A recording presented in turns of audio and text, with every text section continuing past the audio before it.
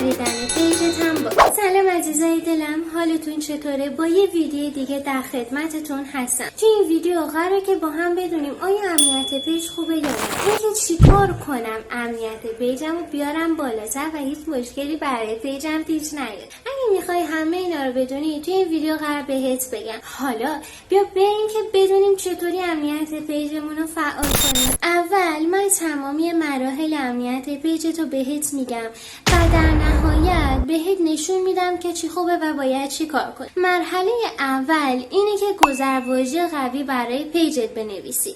مرحله دوم اینه که تایید 2 مرحله پیجتو فعال کنی. مرحله سوم اینه که پیجتو به فیسبوک وصل کنی. مورد چهارمم اینه که باید یه سری گزینه ها رو خاموش کنی، یه سری گزینه ها رو فعال کنی. حالا اگه نمیدونی اینا چیا هستن توی ادامه بهت گفتم.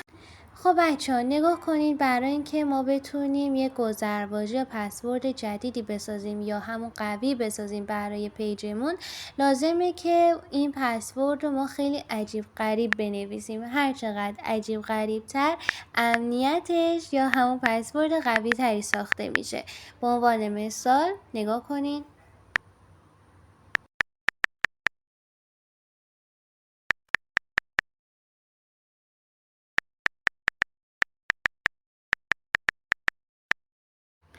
یعنی این پسوردی که حالا من دارم می نویسم تشکیل شده از یه سری آیکون های کیبوردتونه، علامت سال و خیلی چیزای دیگه. فقط بچه ها اینو میتونین کپی بکنین و که حالا گمش نکنین و بتونین داشته باشینش.